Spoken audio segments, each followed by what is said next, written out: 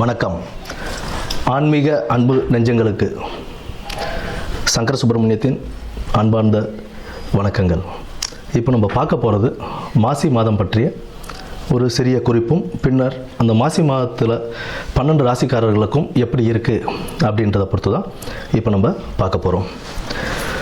இந்த மாசி மாதம் அப்படின்னு எதுக்கு ரொம்ப சிறப்பு வாய்ந்ததாக இருக்குது அப்படின்னு பார்த்தோம்னா, ஆன்மீகம் மற்றும் தெய்வ வழிபாடுகள், ஆன்மீகம் சார்ந்த எந்த ஒரு காரியங்கள் செய்கிறதாக இருந்தாலும் தெய்வ வழிபாடுகளுக்கு உகந்த ஒரு மாதமாக இந்த மாசி மாதம் ஒரு சிறப்பான மாதமாகவே இருக்குன்னு நம்ம சொல்லலாம். இதில் முக்கியமாக என்ன அப்படின்னு பார்த்தோம்னா, விஷ்ணுபதி புண்ணிய காலம்னு சொல்லுவோம். விஷ்ணுபதி புண்ணிய காலம் அப்படின்றது மாசி 1ஆம் தேதி, அதாவது 13ஆம் தேதி மாசி மாத பிறப்பு அன்னைக்கு நமக்கு பின்னிரவு, அதாவது விடியற்காலை அந்த 1:30 மணின்னு சொல்லுவோம் இல்லைங்களா, 1:30 மணிலேருந்து காலை 10:30 மணிக்குள்ளே விஷ்ணு பகவானை நம்ம வழிபடுறதுனால அந்த நேரத்தில் நம்ம வழிபடும் போது நம்மளுடைய 7 ஜென்ம பாவங்களும் தீரும் அப்படின்றது ஒரு நம்பிக்கையாகவே இருக்குது நமக்கு. மேற்படி செல்வ வளமும் எல்லாமே நமக்கு கிடைக்கும் அப்படின்ற ஒரு இதுவும் உண்டு.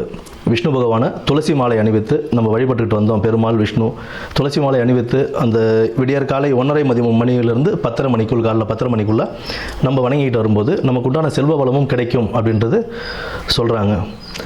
குடும்பத்தில் ஒரு மகிழ்ச்சியும் நிலவும், இருக்கிற பிரச்சனைகள்லாம் படிப்படியாக குறைய ஆரம்பிக்கும்.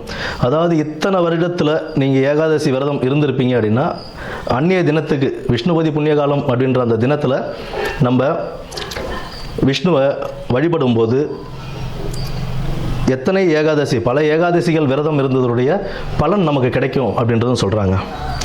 அடுத்தது பார்த்தோம்னா, இந்த மாசி மாதத்திலேயே சிவராத்திரி, மகா சிவராத்திரின்னு சொல்லுவோம். மாசி மாதத்தில் வரக்கூடிய சிவராத்திரியை, அந்த சிவராத்திரி சிவபெருமானுக்கு உகந்த ஒரு தினமாக நம்ம அதை கொண்டாடிக்கிட்டு இருக்கோம், மகா சிவராத்திரியை.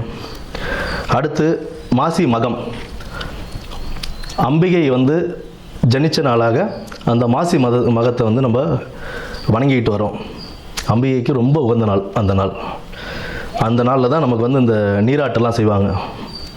கடலில் போய் குளிச்சுட்டு வர்றது, இந்த மாதத்தில் அதெல்லாம் செய்யும்போது கடலில் குளிக்கிறது, ஆன்மீக ஸ்தலங்களுக்கு போயிட்டு வர்றது, இதெல்லாம் ஒரு பெரிய புண்ணியத்தையே தரக்கூடிய ஒரு மாதமாக இந்த மாசி மாதம் அவ்வளோ சிறப்பு வாய்ந்த மாதமாகவே இருக்குது. இந்த மாசி மாதத்தில் பெண்கள், திருமணமான பெண்கள் தாலி பிரித்து கோத்தாங்க அப்படின்னா அவ்வளோ விசேஷம். அடுத்தது இந்த பூணல் அணிவிக்கும் இதுவும் சொல்லுவாங்க. மாசி பூணல் பாசி படியாதுன்னு சொல்லுவோம். மாசி மாதம் பூணல் அணிஞ்சால் அவ்வளோ விசேஷமாக கருதுவாங்க.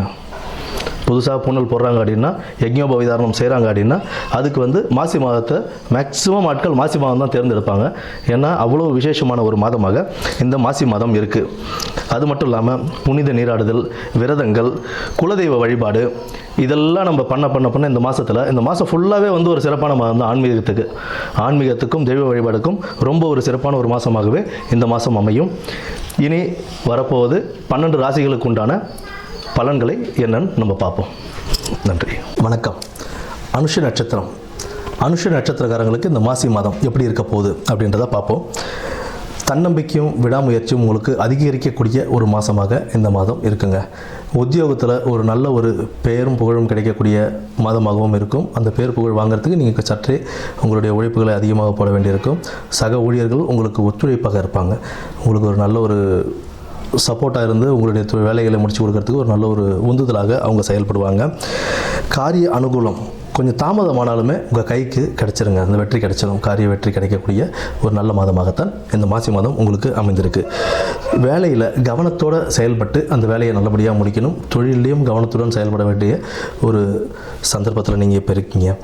அதையும் உங்களுடைய அந்த நல்ல ஒரு சந்தர்ப்பத்தை பயன்படுத்திக்கிட்டு அந்த தொழிலில் எப்படி முன்னேற்றம் காண்பது அப்படின்றதையும் எடுத்துக்கணும். 1க்கு 4 தடவை ஆராய்ந்து செய்து உங்களுடைய தொழிலில் முதலீடுகள் செய்கிறதாக இருந்தாலும் சரி, இல்லைன்னா புதிய தொழிலை ஆரம்பிக்கிறதாக இருந்தாலும் சரி, அதில் ஒரு நல்ல ஒரு 1க்கு 10 தடவை அதை ஆராய்ச்சி செய்து ஒரு 4 பேர்கிட்டையாவது அதை பார்த்து தெரிஞ்சு பேசிக்கிட்டு அதை விரிவுபடுத்துறது பிரச்சனை இல்லை. உங்களுக்கு தெரிந்த தொழிலாக இருந்தால் நீங்கள் ஈஸியாக விரிவுபடுத்துங்க. புதிய தொழிலில் முதலீடு செய்கிறீங்கன்னா 1க்கு 10 தடவை ஆராய்ஞ்சு ஆலோசித்து அதை செய்கிறது ரொம்ப நல்லதுங்க.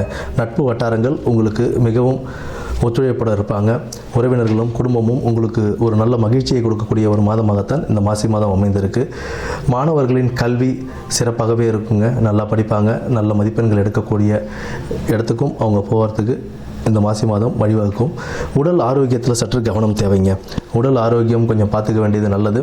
உங்களுக்கு விஷ்ணு மற்றும் சிவன் வழிபாடு உங்களை ஒரு நல்ல ஒரு முன்னேற்ற பாதைக்கு அழைத்து செல்லும். புதன்கிழமையிலும் சனிக்கிழமையும் விஷ்ணு வழிபாடும், திங்கள் சனிக்கிழமையில் சிவன் வழிபாடு உங்களுக்கு ஒரு நல்ல மாற்றத்தை ஏற்படுத்தி கொடுக்கும். நல்ல முன்னேற்ற பாதைக்கும் வழிவகுக்கும்.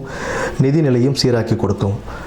இந்த மாசி மாதம் உங்களுக்கு நல்ல மாதமாக அமைய வாழ்த்துக்கள். நன்றி, வணக்கம்.